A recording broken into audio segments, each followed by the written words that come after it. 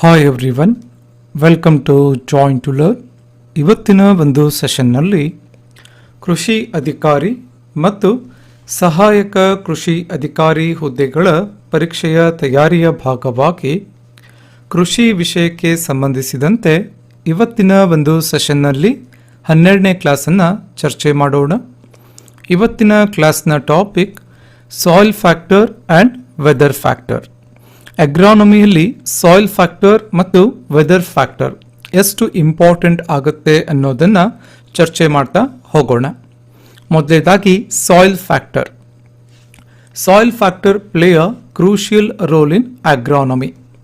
So ಅಗ್ರಾನಮಿಯಲ್ಲಿ soil ಬಹಳಷ್ಟು important ಆದಂತಹ ರೋಲನ್ನು ಪ್ಲೇ ಮಾಡುತ್ತೆ. ಯಾವುದೇ ಕ್ರಾಪ್ ಬೆಳಿಬೇಕು ಅಂತಂದರೆ ಸಾಯಿಲು ಬೇಸಿಕ್ ನೀಡ್ ಆಗುತ್ತೆ.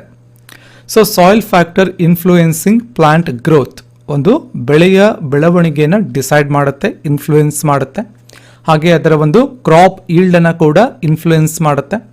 ಹಾಗೆ ಓವರ್ ಆಲ್ ಅಗ್ರಿಕಲ್ಚರಲ್ ಪ್ರೊಡಕ್ಟಿವಿಟಿ ಕೂಡ ಸಾಯಿಲ್ ಫ್ಯಾಕ್ಟರು ಡಿಪೆಂಡ್ ಆಗುತ್ತೆ.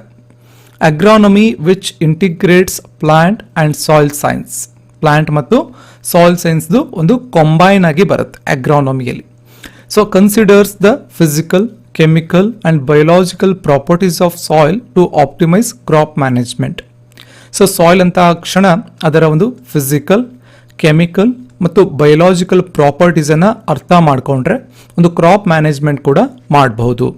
ಸೊ ಪರ್ಟಿಕ್ಯುಲರ್ ಪೀಸ್ ಆಫ್ ಲ್ಯಾಂಡ್ನಲ್ಲಿ ಯಾವ ರೀತಿಯಾದಂತಹ ಮಣ್ಣಿದೆ, ಅದರ ಫಿಸಿಕಲ್ ಪ್ರಾಪರ್ಟಿ ಹೇಗಿದೆ, ಹಾಗೆ ಅದರ ಕೆಮಿಕಲ್ ಕಂಟೆಂಟ್ ಏನಿದೆ, ಬಯೋಲಾಜಿಕಲ್ ಪ್ರಾಪರ್ಟಿ ಏನಿದೆ ಅಂತ ಗೊತ್ತಾಯಿತು ಅಂದರೆ ಸೊ ಅದರ ಮೇಲೆ ಆ ಒಂದು ಕ್ರಾಪನ್ನು ನಾವು ಡಿಸೈಡ್ ಮಾಡ್ಬೋದು. ಲ್ಯಾಂಡ್ ಮ್ಯಾನೇಜ್ಮೆಂಟ್ ಮಾಡ್ಬೋದು ಮತ್ತು ಕ್ರಾಪ್ ಮ್ಯಾನೇಜ್ಮೆಂಟ್ ಕೂಡ ಮಾಡ್ಬೋದು. ಇನ್ನು ಸಾಯಿಲ್ ಟೆಕ್ಸ್ಚರ್ ಬಗ್ಗೆ ನೋಡೋಣ.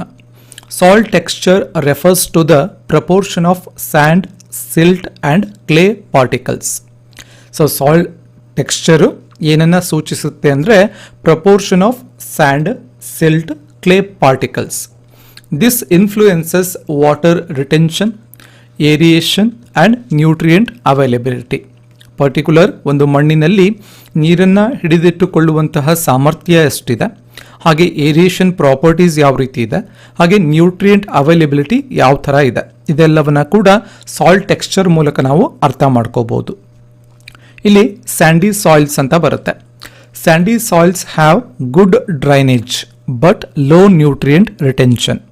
ಸ್ಯಾಂಡಿ ಸಾಯಿಲ್ಸ್ನಲ್ಲಿ ಇದರ ಪ್ರಾಪರ್ಟಿ ಯಾವ ರೀತಿ ಇರುತ್ತೆ, ಗುಡ್ ಡ್ರೈನೇಜ್ ಕಂಡೀಷನ್ ಇರುತ್ತೆ, but low nutrient retention capacity ಇರುತ್ತೆ. ಎರಡನೇದಾಗಿ ಕ್ಲೇಯಿ ಸಾಯಿಲ್ಸ್ ಬರುತ್ತೆ. ಸೊ ಕ್ಲೇಯಿ ಸಾಯಿಲ್ಸ್ ಯಾವ ರೀತಿ ಇರುತ್ತೆ, ಇದರ ಪ್ರಾಪರ್ಟೀಸ್ ಯಾವ ರೀತಿ ಇರುತ್ತೆ ಅಂದರೆ ಹೋಲ್ಡ್ ನ್ಯೂಟ್ರಿಯೆಂಟ್ಸ್ ವೆಲ್, ಮತ್ತು ಅತ್ಯಂತ ಒಂದು ನ್ಯೂಟ್ರಿಯೆಂಟ್ಸನ್ನು ಹಿಡಿದಿಟ್ಟುಕೊಳ್ಳುವಂತಹ ಸಾಮರ್ಥ್ಯ ಇರುತ್ತೆ, but may cause water logging ಆಗುವಂತಹ ಒಂದು ಸಂದರ್ಭ ಕೂಡ ಇರುತ್ತೆ. ಇನ್ನು ಮೂರನೇದಾಗಿ ಲೋಮಿ ಸಾಯಿಲ್ಸ್ ಬರುತ್ತೆ. So loamy soils a balanced mix of sand, silt and clay. Loamy ಸಾಯಿಲ್ಸ್ನಲ್ಲಿ ಸ್ಯಾಂಡ್, ಸಿಲ್ಟ್ ಮತ್ತು ಕ್ಲೇದು ಒಂದು ಬ್ಯಾಲೆನ್ಸ್ಡ್ ಮಿಕ್ಸ್ಚರ್ ಇರುತ್ತೆ. ಹಾಗಾಗಿ loamy soil ideal for agriculture. ಕೇಳ್ತಾರೆ ಎಕ್ಸಾಮ್ನಲ್ಲಿ which soil is ideal for agriculture ಅಂತ. Loamy soil is ideal for agriculture due to optimal drainage and nutrient holding capacity. So loamy ಸಾಯಿಲ್ಸ್ದು ಒಂದು nutrient holding capacity ಕೂಡ ಚೆನ್ನಾಗಿರುತ್ತೆ ಮತ್ತು drainage capacity ಕೂಡ ಇರುತ್ತೆ. ಇನ್ನು ಎರಡನೇದಾಗಿ ಸಾಯಿಲ್ ಸ್ಟ್ರಕ್ಚರ್ ಬರುತ್ತೆ.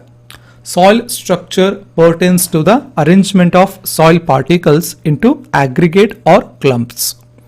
Good soil structure enhances water infiltration, root penetration and microbial activity. Compacted soils on the other hand reduce root growth and impede water movement and impacting crop yield negatively. ಅಂದರೆ ಒಂದು ಸಾಯಿಲ್ನ structure ಕ್ರಾಪ್ನ productivity ಇರ್ಬೋದು, ಕ್ರಾಪ್ನ ಬೆಳವಣಿಗೆಯ ಮೇಲೆ depend ಆಗುತ್ತೆ. ಒಂದು ಒಳ್ಳೆಯ soil structure ಇತ್ತು ಅಂತಂದರೆ ವಾಟರ್ ಮೂವ್ಮೆಂಟ್ಗೂ ಕೂಡ ಈಸಿ ಆಗುತ್ತೆ.